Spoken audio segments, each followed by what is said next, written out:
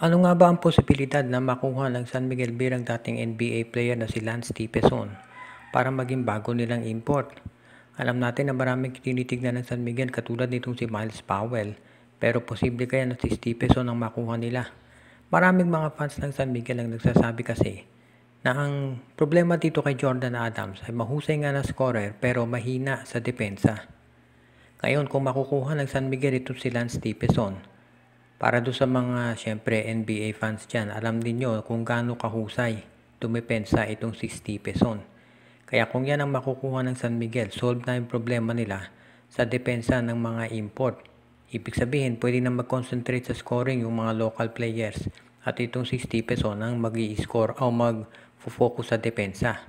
Yan ay kung makuha nila itong si Stephenson dahil alam natin meron niya kontrata ngayon naglalaro overseas. So tignan natin kung ito yung magagawa ng paraan ng SMB. Kung sakasakali na makuha nila si Stephenson, iyan na pwede talaga makatulong sa kanila sa playoffs dahil ang sabi nga nila, isa sa weakness ng San Miguel talaga yung depensa. Maraming puntos ang binibigay sa kalaban. Pero kung makuha nila yan, makatutulong ito para gumwardya doon sa mga top imports ng mga opposing teams na posibleng makaharap nila sa playoffs katulad nila Aaron Fuller, Rondae Jefferson at si Justin Brownlee. Kaya sa ngayon marami pang options na tinitignan ng San Miguel. Actually magkakaroon ng emergency meeting ang San Miguel Beer ngayon para pag-usapan kung anong gagawin dito sa kanilang import situation. Tandaan natin meron pang injury to si Motaw Tua kaya yan pang isang bagay na pinag-aaralan ngayon ng SMB. Kaya tignan na lang natin kung ano magiging sitwasyon dito at kung posible nga na makuha ng San Miguel itong si Lance Stephenson. At kapag nagkataon ay gaganda ang tsansa ng San Miguel Beer na makaabante dito sa playoffs. Kaya tignan natin kung ito si George Gallen magagawa ng paraan yan at kung ano magiging resulta nitong meeting ng SMB. Mukhang medyo may problema ang SMC ngayon dahil nag-i-struggle itong mga teams nila. Of course, alam natin itong San Miguel may problema sa import, nagka-injury pa itong si Mawala Tautua at itong Magnolia, mapipilitang palitan itong si Shabazz Muhammad dahil nagkaroon ng knee tendonitis. Ito naman Barangay Ginebra, alam natin napakaraming injury niyan. Kaya ito rin ngayon ang kanilang pinag-aaralang mabuti. At isa doon sa tinitingnan senaryo ay baka palitan daw itong si Mawal, itong si Ben Adamos para kay Mark Carino. Mukhang yan ngayon ang kinukonsiderang mabuting gawin. Nitong sabihin na natin na itong Barangay Ginebra ay marami talagang kinakailangang ayusin. Kaya sa tingin ko, ito ang kinakailangan nilang pag-isipang mabuti dahil kung skill set pag-uusapan sa tingin ko lamang itong si Mark Carino dito kay Ben Adamos lalo na kung pagdating sa depensa. Kaya ayan ngayon ang sigurong pag-aaralan nila at tignan natin kung matutuloy talaga to dahil kinakailangan nila na itong kanilang big men ay maayos yung lineup. Kung si Carino mapunta sa Ginebra, magkakaroon sila ng defensive presence parang Japet Aguilar yan magaling sa shot block. Pero kinakailangan nilang i-give up naman itong si Adamos na merong 3-point scoring. Well, ito naman si Isaac Go may 3-point shot yan so hindi masyadong maapektuhan kung sakaling mawala itong si Ben Adamos. Kaya sa tingin ko magiging magandang trade yung Carino for Adamos kung sakaling ito ay matuloy. At yan ang pinabalak siguro talaga nitong Barangay Ginebra. Kung sakaling matuloy yan, ay pwede na nating masabi na mas magaganda yung front court nitong Barangay Ginebra. Ngayon, syempre nakafocus sila dito sa Governor's Cup. Pero hindi natin may alis syempre yung posibilidad na yung management pinag-iisipan na yung future nito. Lalo na at hindi pa natin natitiyak kung kailan makababalik itong si Isaac Go. Si Jamie Malonzo daw sa November pa, so next conference na yan. Pero itong si Go ay wala pa rin, kaya malamang si Carino ay kukunin na nila.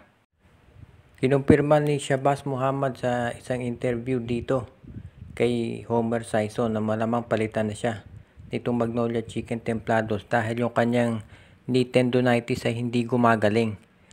Kinakailangan kasi dito sa knee tendonitis mga 2 weeks na pahinga para bumaba yung swelling. Pero wala nang panahon dyan dahil malapit na mag-umpisa yung playoff so malamang talaga ito ay ipalitan na ng Magnolia. Sinabi ni Shabazz na ayaw naman niyang maglaro kung hindi siya 100% dahil syempre ang maapektuhan niyan ay Magnolia.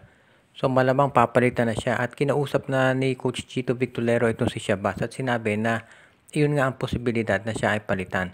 At tanggap naman ito ni Shabazz dahil nga meron siyang injury.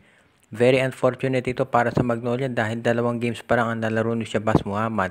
Pero mukhang kinakailangan na talaga itong palitan ngayon dahil ang sitwasyon nitong Magnolia ngayon at itong San Miguel Beer ay parehas.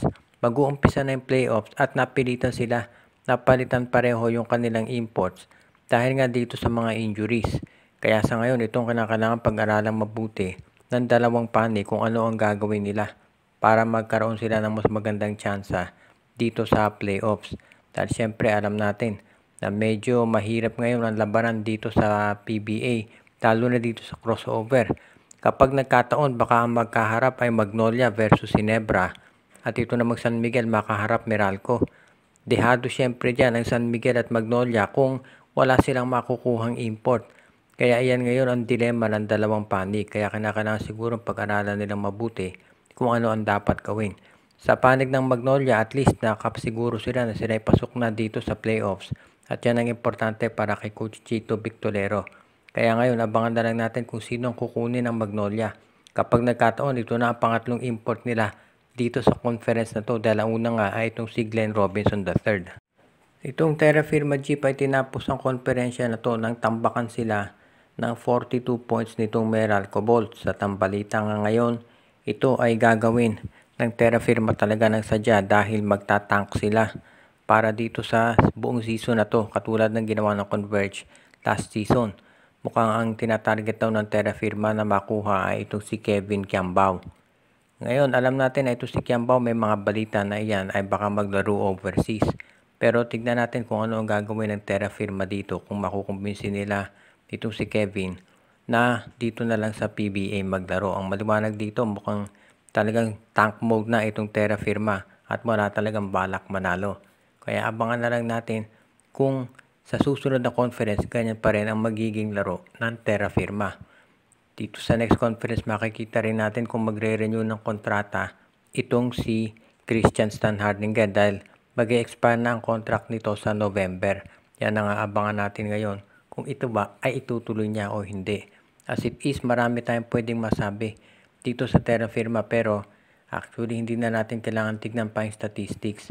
Tignan nyo na lamang yung box scores. Totoo wala si Standhardinger dyan at si Wami Tiongson at marami din silang injuries. Pero itong management talaga ng Terra Firma mukhang walang planong manalo. At least credit natin sa Blackwater, lumalaban sila. At mukhang pinipili talaga nilang makapasok sa playoffs. Kaya sa tingin ko yan ang gustong gawin ngayon nitong Terra Firma Jeep ay talagang yung ginawa ng Converge nung last conference na nagtank talaga para makuha si Justin Baltasar. Ang tanong na lang dito, sino ba talaga ang tinatarget ng Terra Firma ngayong season na to? Kung makuha nila yung number 1 draft pick, ito kaya si Kevin Kiambao o si Will Gosum o baka merong ibang sasali dyan na player na hindi natin alam na kinausap na ng SMC.